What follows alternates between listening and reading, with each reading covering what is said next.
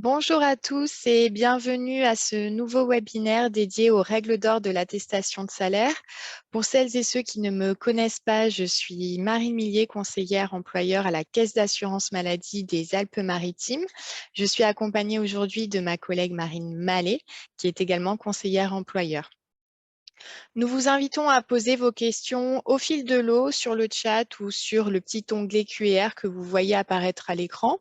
Bien entendu, comme à chaque fin de webinaire, nous vous adresserons le support ainsi que la foire aux questions.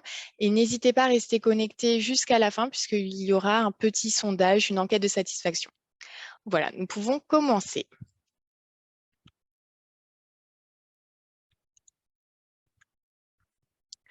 Donc, nous allons aborder, comme on vient de voir ensemble, les règles essentielles au bon remplissage des attestations de salaire. Et commençons donc par la première, c'est la vérification du numéro de sécurité sociale. Donc, nous vous invitons à porter une attention particulière au numéro de sécurité sociale de vos salariés. En effet, il faudra vérifier la fiabilité du numéro de sécurité sociale de votre collaborateur dès son embauche en lui réclamant une copie de sa carte vitale ou idéalement une attestation de droit. On insiste vraiment sur l'attestation de droit. Pourquoi? Parce que votre salarié doit avoir la qualité d'assuré et non d'ayant droit. Et si son dossier n'est pas à jour ou s'il n'est pas affilié, vous devrez l'inviter à contacter sa caisse d'assurance maladie par téléphone au 36 46. D'où l'importance de demander vraiment l'attestation de droit plutôt qu'une copie de sa carte vitale. Il peut être également, par exemple, assuré sur un autre régime, par exemple la MSA, et ça, vraiment, on a tous la même carte vitale, donc ça ne sera pas visible dessus.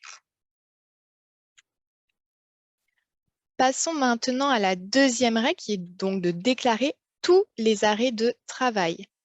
Donc, en effet, vous êtes tenu d'effectuer une attestation de salaire dès connaissance, et on insiste bien sur dès la connaissance de l'arrêt de travail, et quelle que soit la durée, même s'il ne concerne que des jours de carence. Car en cas d'affection longue durée de votre salarié, la carence ne sera pas retenue systématiquement, et ces éléments n'étant pas à votre connaissance, il est nécessaire de mettre en place cette pratique dans votre structure. La troisième règle d'or qui est donc de ne pas envoyer de doublons. Parce qu'on le sait bien, la première cause de doublons est en général des réclamations déguisées, c'est-à-dire que vous n'avez pas reçu le paiement des indemnités journalières. Donc, vous vous dites, bon, je vais essayer d'en renvoyer une attestation de salaire, peut-être que ça va accélérer les choses. Et non, c'est bien le contraire. Finalement, ça va bloquer le dossier. Bien entendu, en cas de prolongation, il ne faudra pas établir de nouvelles attestations, sauf demande spécifique de votre CEPAM ou un message inscrit dans le bilan de traitement. Aucun signalement ou attestation n'est attendu en cas de prolongation puisque l'assurance maladie est informée de l'arrêt de travail par la réception du volet médical transmis par votre salarié. En revanche, si votre attestation comporte une erreur, il faudra établir une attestation rectificative ou une annule et remplace si vous utilisez la DSN. En effet, si la modification porte sur une date, un motif ou un dernier jour de travail erroné ou des éléments de salaire, il conviendra de nous faire parvenir une attestation rectificative. Pour ce faire, donc rendez-vous à l'étape 4 sur Net Entreprise et cochez bien attestation rectificative comme vous le voyez sur la diapositive à l'écran. Pensez à ajouter un courrier explicatif en pièce jointe. Donc, on verra tout à l'heure comment nous envoyer les pièces jointes qui peut s'avérer donc très utile pour le traitement de votre dossier. Attention, le signalement annulé remplace ne peut être utilisé que si la modification ne porte pas sur les éléments de salaire, puisque si c'est le cas, il faudra effectuer une attestation rectificative sur Net Entreprise en attendant que le paramétrage soit bien du coup modifié. Passons maintenant à la cinquième règle d'or et pas des moindres, le dernier jour de travail. Donc en effet, nous recevons beaucoup d'attestations avec un dernier jour de travail erroné. Alors quel est le dernier jour de travail à renseigner? Donc pour le risque maladie, vous devez renseigner la veille de la prescription d'arrêt, même s'il s'agit d'un jour non travaillé, week-end, jour férié ou même congé. En revanche, si l'arrêt de travail a été établi à la suite de sa journée de travail, il conviendra pour ce cas, et cet unique cas, de renseigner le jour même.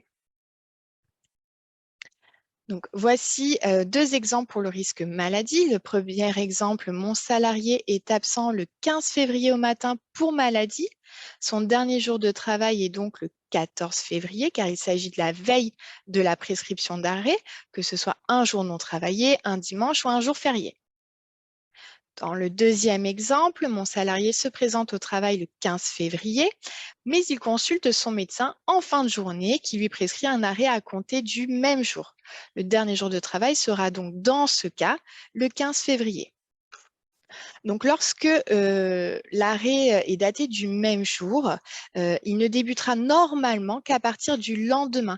Donc, pensez à bien vérifier que la date de début d'arrêt est bien spécifiée sur la prescription. Si ce n'est pas le cas, il conviendra de nous adresser donc un petit courrier explicatif via le compte entreprise en nous indiquant que votre salarié a bien travaillé le jour de la prescription. Passons maintenant au risque accident du travail. Donc, vous devez renseigner le jour de l'accident, même s'il s'agit d'un accident de trajet, en venant ou en repartant du travail, sauf si l'arrêt de travail intervient après le jour de l'accident. Il faudra alors se référer aux règles du risque maladie. Donc ici, deux exemples. Le premier exemple, mon salarié a un accident de travail le 15 mai. Le jour même, il consulte son médecin qui lui prescrit un arrêt à compter du 15 mai. Le dernier jour de travail sera donc le même jour que l'accident, donc le 15 mai. Deuxième exemple, mon salarié a un accident de travail le 15 mai, mais cette fois-ci sans arrêt de travail. Quelques jours plus tard, le 19 mai, mon salarié est absent. Il consulte son médecin qui lui prescrit un arrêt à compter du 19 mai. Le dernier jour de travail sera donc la veille de la prescription d'arrêt, donc le 18 mai.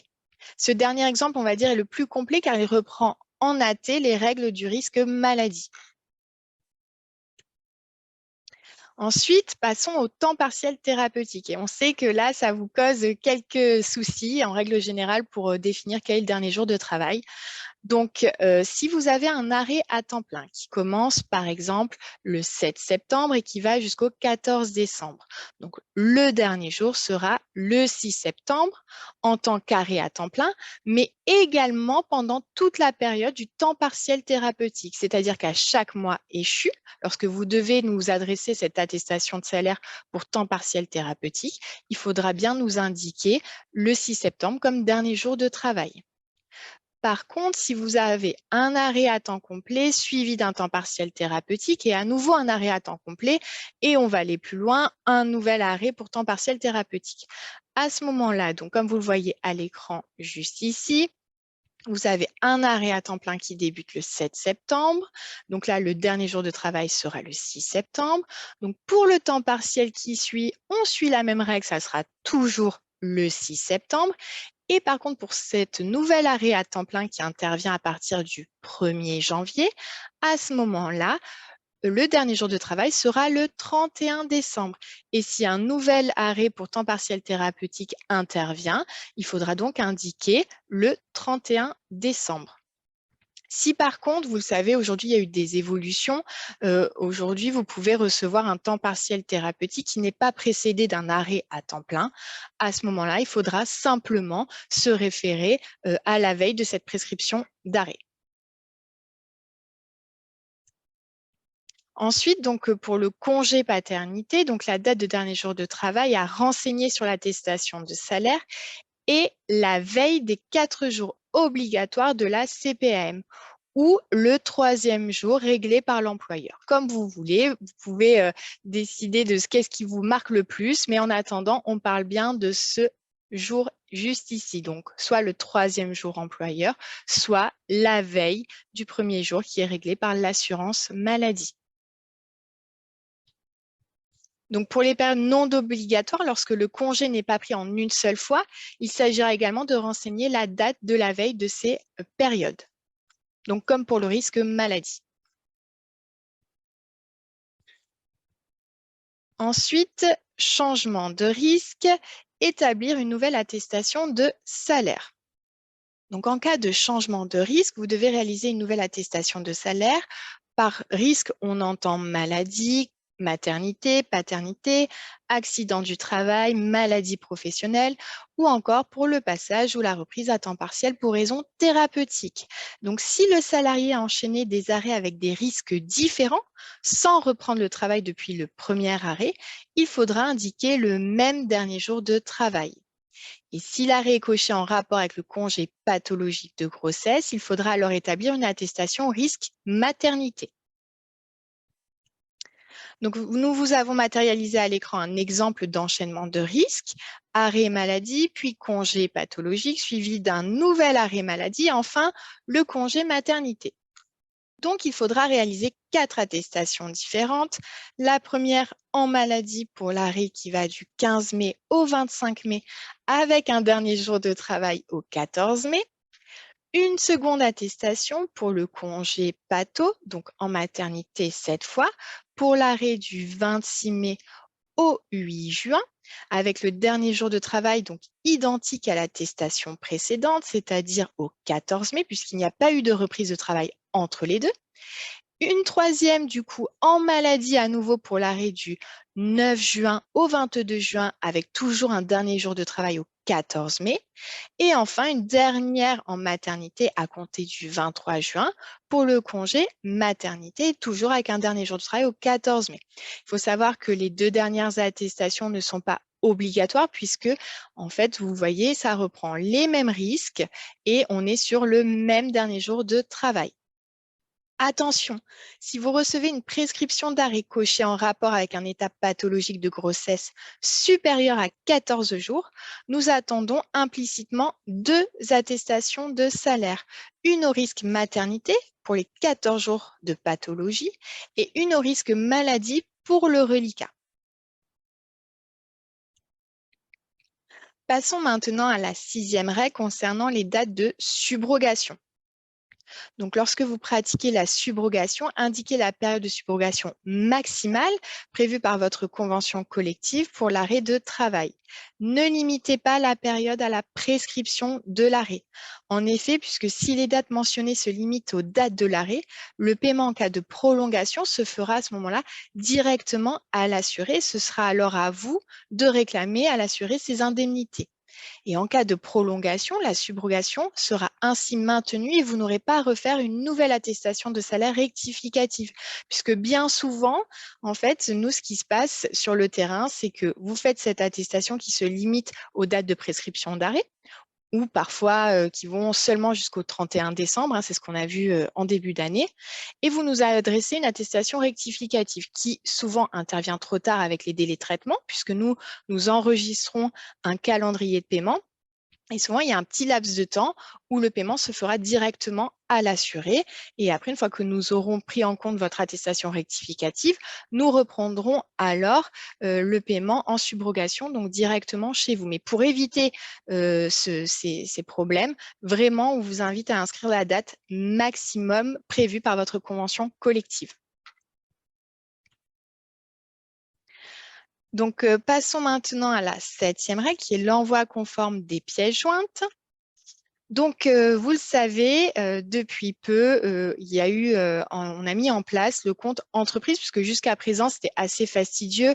Vous deviez, pour adresser les pièces jointes, envoyer un mail. Chaque mail était différent par caisse de rattachement. Il fallait que le dossier soit protégé par un mot de passe. Enfin, on sait que c'était assez chronophage. Donc maintenant, vous avez le compte entreprise qui est un point d'entrée unique et sécurisé et un routage automatique vers la caisse gestionnaire. Donc l'envoi par le portail, il est simple, sécurisé, vous avez donc un suivi, ce qui est une belle évolution, et directement via NetEntreprise. Donc l'ajout se fait en 2 temps par l'administrateur. Donc il faut dans un premier temps ajouter la déclaration compte entreprise et gérer les habilitations à ce nouveau service. Attention, pour pouvoir avoir accès au compte entreprise, il faut que l'attestation de salaire soit déjà activée sur le compte et que les habilitations du coup s'y réfèrent. Donc vraiment, le dépôt de PJ se fait en 3 clics. Vous créez le dossier, j'ajoute la pièce jointe et j'envoie mes PJ. Ensuite, pour la gestion du congé paternité, parce que souvent, il y a une amalgame qui se fait. Donc, en DSN, tout est facile et automatique. Les dates de fractionnement sont aspirées directement de votre signalement DSN, puisque vous indiquez un dernier jour de travail et une date de reprise prévisionnelle. Votre signalement génère donc du coup cette attestation auprès de la CEMPAM et vous n'avez pas d'autres démarches à faire pour attendre le règlement. Par contre, en cas d'impossibilité DSN, il faudra passer par Net Entreprise et utiliser le téléservice Dépôt-Fi pour transmettre la période avant l'attestation. Donc, pour ce faire, il faut vous rendre dans Mes services complémentaires, Autres services et Dépôt-Fi, date, congé, paternité, accueil de l'enfant. Et ensuite, il faudra bien faire son attestation de salaire comme vous faisiez auparavant. Donc, il faudra télécharger le fichier Excel normé et enfin faire l'envoi du fichier par période de fractionnement via Dépôt-Fi. Mais ça, c'est vraiment, j'insiste, que si vous n'utilisez pas le signalement d'événement en DSN. Donc, du coup, vous voyez, là, c'est un petit peu plus long. Il faut télécharger la procédure et le modèle de fichier sur Net Entreprise. Vous faites le dépôt sur Dépôt-Fi pour chaque période de fractionnement. Vous faites votre attestation de salaire pour chaque période. Et enfin, vous assurez du suivi en lisant les comptes rendus dans votre messagerie. Ensuite vient la question de l'extrait d'acte de naissance. Est-ce que vous, en tant qu'employeur, vous devez nous l'adresser ou pas? Donc, normalement, les heureux parents l'envoient à la CPM, mais dans un souci de pouvoir payer les indemnités journalières au plus vite, on vous demande, si vous avez l'acte de naissance en votre possession, de bien vouloir nous l'adresser du coup via le compte entreprise, mais ce n'est pas une obligation, c'est vraiment dans un souci de bien faire et d'accélérer les délais de paiement. Ensuite vient la 9e règle qui est enregistrer les déclarations et preuves de dépôt. Donc, il faudra vérifier votre attestation qui se rematérialise à l'étape 8 et surtout bien penser à l'enregistrer. Si cette page ne s'affiche pas à l'écran, il faudra donc autoriser les fenêtres pop-up ou publications selon votre navigateur du site Net Entreprise. À l'étape suivante, votre accusé de dépôt apparaît à l'écran. Il s'agit donc de la preuve que votre attestation a bien été transmise. Il convient donc d'en conserver une copie. Pour ce faire, cliquez sur « Imprimer cette page en vert à l'écran ». Ensuite, consultez ces comptes rendus. Donc, il faudra consulter impérativement le compte-rendu de votre attestation de salaire puisqu'il comporte des informations utiles. Attention, un compte-rendu valide ne signifie pas que le paiement des indemnités journalières a été effectué puisque, comme vous le voyez à l'écran, nous avons choisi un compte-rendu où l'état est valide, mais dans le libellé, on porte à votre connaissance un élément important, à savoir la prescription médicale d'arrêt n'est pas encore parvenue à la caisse et l'arrêt sera donc indemnisé à réception de cette dernière et à partir des données transmises.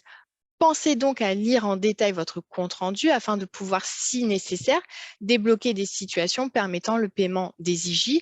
Donc, dans ce cas précis, par exemple, informer votre salarié que nous n'avons pas réceptionné son arrêt et que s'il a bien envoyé, par exemple, demander un duplicata à son médecin. Enfin, nous clôturons ce webinaire avec la réclamation en ligne, puisque on sait, hein, parfois les délais sont assez longs ou vous souhaitez contester.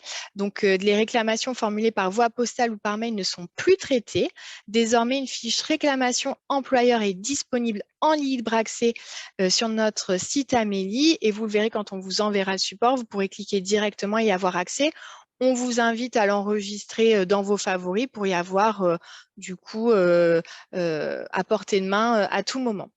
Donc, c'est plus facile, plus rapide et plus complet. Il faudra donc sélectionner la caisse du 06. N'ayez pas peur, le lien aura du coup mentionné /CPAM Bordeaux.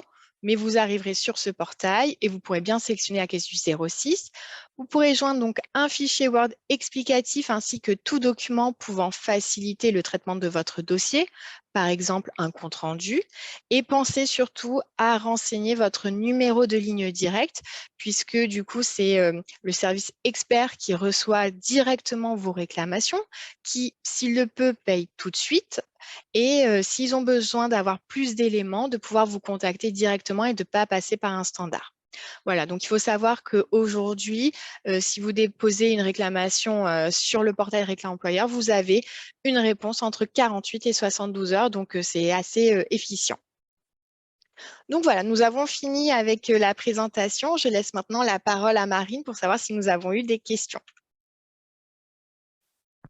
Merci Marine pour cette présentation. En effet, on a quelques questions, pas beaucoup, mais je présume que ça va probablement venir au fil de l'eau. Alors, première question, délai pour envoyer l'attestation après connaissance. Eh bien, normalement, vous êtes censé envoyer, saisir une attestation sur notre entreprise ou effectuer un signalement dès la connaissance de celui-ci, hein, sachant que la règle appliquée au niveau réglementaire, normalement, c'est dans un délai de 5 jours, mais il est préférable tout simplement de le faire dès que vous avez la connaissance pour éviter tout simplement tout litige derrière par rapport à votre salarié. Ensuite, on a une deuxième question. Faut-il faire une attestation de salaire si on déclare le signalement en DSN? Eh bien non, puisque le signalement en DSN rematérialise, si vous voulez, une attestation de salaire chez nous.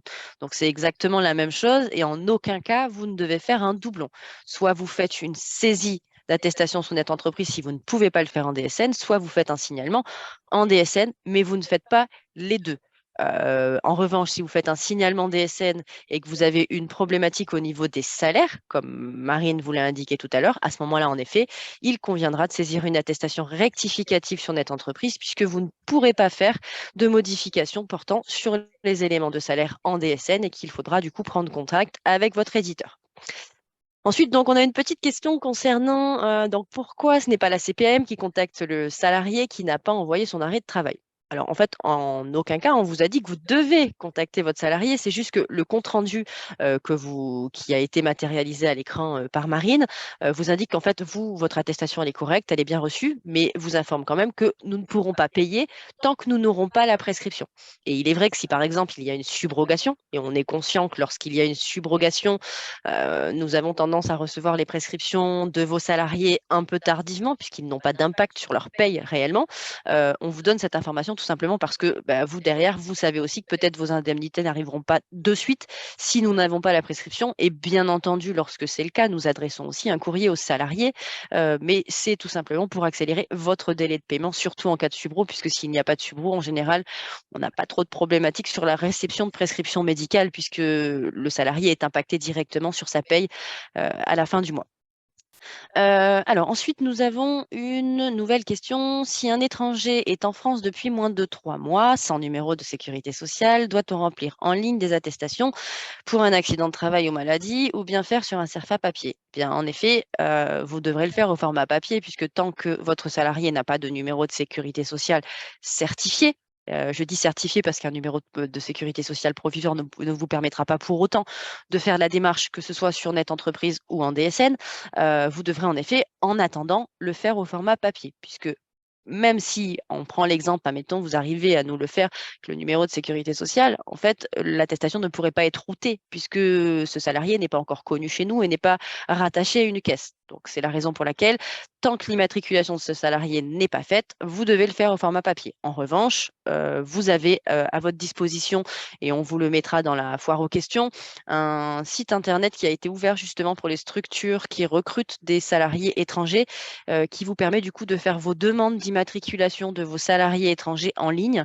Ça vous permet de pouvoir le gérer vous-même, puisqu'on est conscient que lorsque vous employez des étrangers, ils n'ont pas forcément la notion de la réglementation ou des pièces qui leur sont réclamées. Et bien souvent, les structures font le nécessaire pour leurs salariés. Et donc là, on le fait au format dématérialisé. Donc, on vous mettra bien entendu le lien pour accéder à ce téléservice. Ensuite, pourquoi les éléments d'EPOFI ne sont pas visibles par les agents de la CPAM et ces derniers disent alors à tort à l'employeur qu'il ne l'a pas fait? Alors, Qu'on soit clair, en effet, lorsque vous faites un dépôt sur Net Entreprise, ce n'est pas une plateforme qui est gérée par la CPM, hein. C'est une plateforme qui généralise, en fait, si vous voulez, l'ensemble de vos déclarations, mais pour autant, ce n'est pas la CPM qui gère ces déclarations.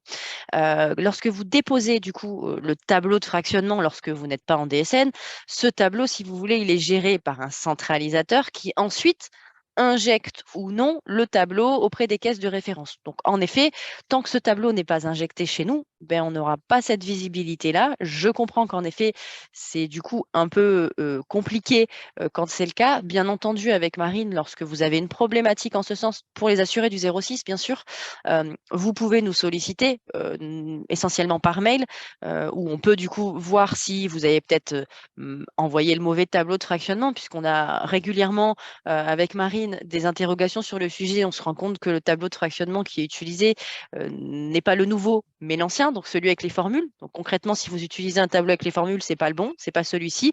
Maintenant, c'est un tableau avec des colonnes où vous devez indiquer numéro de sécurité sociale, nom, prénom, dernier jour de travail.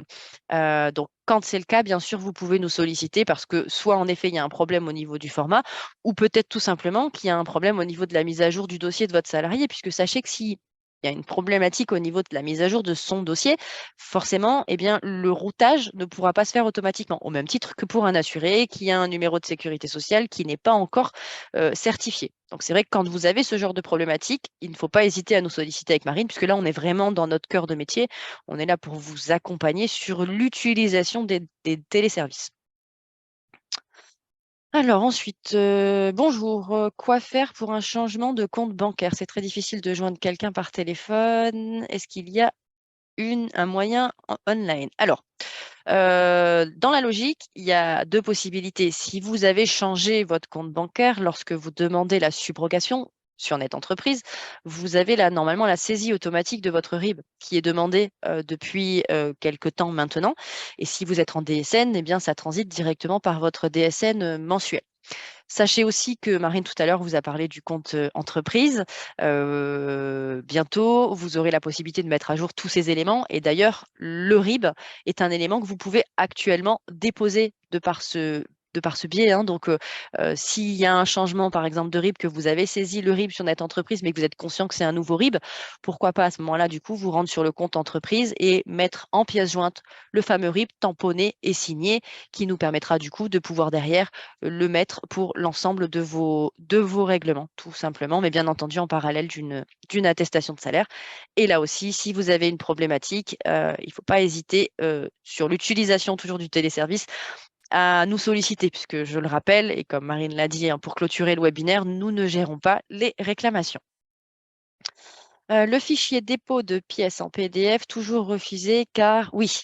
Alors en effet, le dépôt de pièces jointes est limité à 5 MO par dépôt. Donc en effet, il faut faire attention à la taille du fichier que vous déposez et soit voir pour compresser celui-ci. Après, si ça dépasse, c'est peut-être parce que vous avez mis trop de pièces, puisque normalement, jusqu'à présent, en tout cas, on a de très bons retours sur l'utilisation de ce téléservice. Maintenant, voilà, c'est peut-être la façon de compresser qui est pas la bonne, ou éventuellement peut-être que vous mettez trop de pièces et pas forcément les pièces nécessaires, puisqu'il faut quand même savoir que les pièces jointes, il n'y en a pas énormément. C'est vraiment quand c'est utile au traitement du dossier ou éventuellement pour répondre à un compte-rendu métier que vous avez reçu. Mais encore une fois, s'il y a besoin, à la fin enfin là, vous avez du coup à l'écran, j'avais pas vu, mais nos coordonnées. Donc, n'hésitez pas à nous adresser un petit mail si tel est le cas. Je vais encore répondre à une ou deux questions et puis après, on va devoir clôturer. Bien entendu, ne vous inquiétez pas, toutes les questions qui ont été posées sur le chat, on va y répondre par le biais de la foire aux questions, en même temps que du coup le support qui vous sera adressé. Donc, pas d'inquiétude. Si vous avez encore des questions, posez-les, puisque dans tous les cas, nous répondrons en effet à ces questions.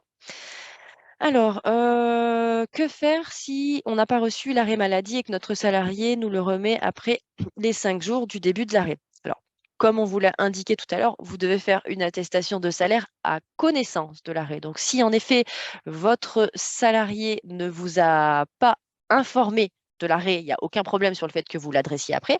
En revanche, si vous avez eu l'info, mais que vous attendez de recevoir la prescription, là, à ce moment-là, on n'est pas dans les clous, puisque vous n'êtes pas censé attendre la réception de la prescription pour nous adresser l'attestation, puisqu'on est bien sur l'envoi de l'attestation à compter de la connaissance de l'arrêt. Donc, c'est vraiment une nuance importante sur laquelle il faut s'appuyer.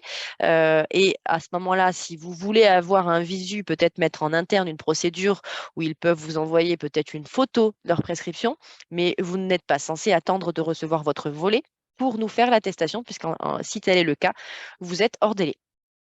Voilà, donc du coup, j'en ai terminé pour les questions, sinon on va être trop long au niveau du timing. Ne vous déconnectez surtout pas, Marine va lancer le sondage du coup pour l'évaluation de ce webinaire. Et puis je vais laisser la parole à Marine pour clôturer sur sa prestation.